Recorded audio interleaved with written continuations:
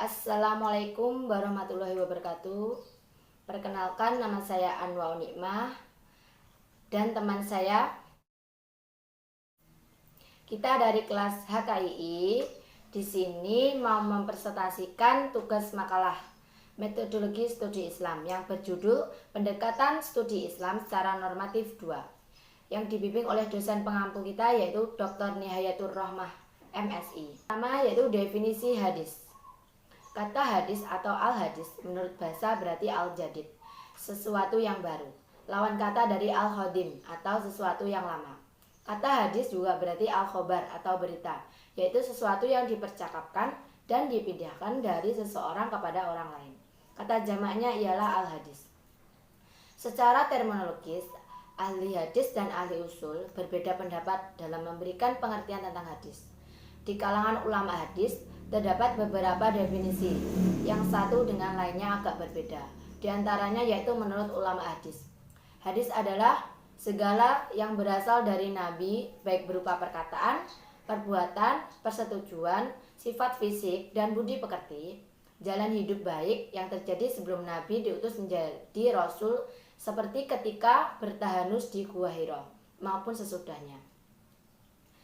Yang kedua yaitu perbedaan hadis, sunnah, atsar, dan hadis qudsi. Hadis yaitu segala yang berasal dari Nabi selain Al-Quran Al-Karim, baik berupa perkataan, perbuatan, maupun persetujuan yang pantas menjadi dalil hukum syara. Sunnah yaitu jalan yang ditempuh, baik itu sifatnya terpuji maupun jelek dan tercela. Dapat juga dikatakan sunnah merupakan sesuatu yang sudah biasa dilakukan atau yang telah menjadi tradisi.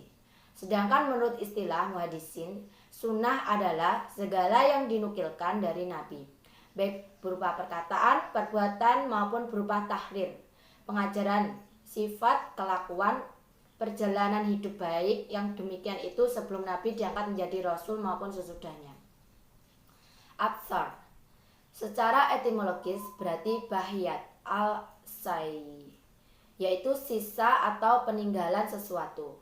Sedangkan pengertiannya secara terminologis terdapat perbedaan pendapat ulama. Jumhur ulama mengatakan bahwa atsar sama dengan khobar, sedangkan ulama Khurasan bahwa atsar ditujukan untuk al-mauquf dan khobar ditujukan yang al-marfu. Yang keempat yaitu hadis qudsi, yaitu sesuatu yang diberitakan Allah SWT kepada nabinya dengan ilham atau mimpi. Kemudian Nabi Muhammad SAW menyampaikan berita itu dengan ungkapannya sendiri. C. Fungsi hadis terhadap Al-Quran.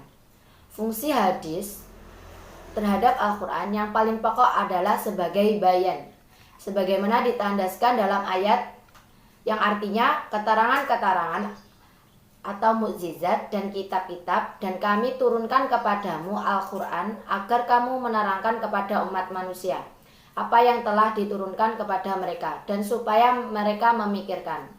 Quran Surah 16 ayat 44.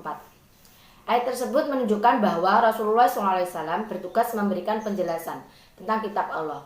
Penjelasan Rasul itulah yang dikategorikan kepada Al-Hadis. Umat manusia tidak akan bisa memahami Al-Quran tanpa melalui Al-Hadis tersebut.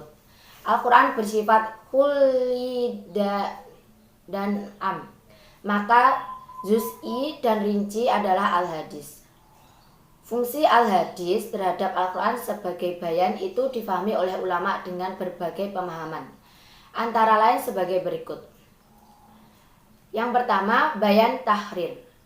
Bayan tahrir ialah al-hadis yang berfungsi menetapkan, memantapkan, dan mengokohkan apa yang telah ditetapkan Al-Quran, sehingga maknanya tidak perlu dipertanyakan lagi. Yang kedua, bayan tafsir.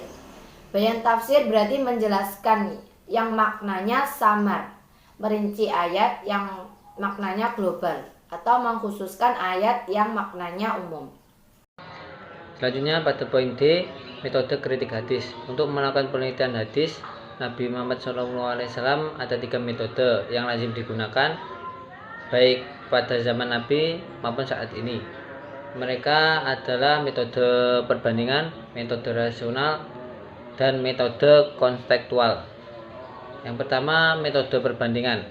Ada 4 ragam metode perbandingan menurut Azami. Yang pertama, perbandingan hadis-hadis dari para sahabat ataupun tabi'in. Yang kedua, membandingkan pernyataan ulama setelah jarak waktu tertentu. Yang ketiga, membandingkan dokumen yang tertulis dengan yang disampaikan dari ingatan. Yang keempat, membandingkan hadis dengan Al-Quran yang berkaitan. Yang kedua, metode rasional. Metode rasional bisa dilakukan karena berbagai hal. Yang pertama, karena perbandingan antara hadis dengan Al-Quran. Yang kedua, karena adanya pertentangan antara hadis dengan hadis. Yang ketiga, karena adanya pertentangan antara hadis dengan ilmu pengetahuan dan kebenaran umum. Yang ketiga, metode kontekstual. Metode ini sangat berkaitan dengan ashabul wurud hadis dan orang yang dimaksud oleh sebuah hadis. Yang selanjutnya pada poin E, model penelitian hadis. Yang pertama, penelitian dari model hadis oleh beliau Haji M. Quraish Shihab. Penelitian yang dilakukan Quraish Shihab terdapat hadis menunjukkan jumlahnya tidak lebih banyak jika dibandingkan dengan penelitian terhadap Al-Quran. Yang kedua, model Mustafa Al-Sibai. Mustafa Al-Sibai yang dikenal dengan sebagai tokoh intelektual Muslim di Mesir, dan penelitian yang dilakukan Mustafa Al-Sibai dalam bukunya itu bercorak eksploratif dengan menggunakan pendekatan historis dan disajikan secara deskriptif analitis. Yang ketiga, model Muhammad Al-Ghazi. Penelitian yang dilakukan Muhammad Al-Ghazi termasuk penelitian eksploratif, yaitu membahas, mengkaji, dan menyelami sedalam-dalamnya berbagai persoalan aktual yang muncul di masyarakat, untuk kemudian diberikan status hukumnya dengan berpijak pada konteks hadis tersebut. Yang keempat, model Zain al-Din Abdul Ar-Rahim bin Al-Husain Al-Iraqi. Beliau tergolong generasi pertama yang banyak melakukan penelitian hadis, mengingat sebelumnya zaman Al-Iraqi yang belum ada hasil penelitian hadis, maka nampak ia berusaha membangun ilmu hadis dengan menggunakan bahan-bahan hadis Nabi serta berbagai pendapat para ulama yang dijumpai dalam kitab tersebut. 5 model penelitian lainnya. Terdapat pula model penelitian hadis yang diarahkan pada fokus kajian aspek tertentu, misalnya Rifat Fauzi Abdul Muthalib meneliti tentang perkembangan as-sunnah. Sekian dari kelompok 2. Apabila ada kesalahannya, kami mohon maaf sebesar-besarnya. Wassalamualaikum warahmatullahi wabarakatuh.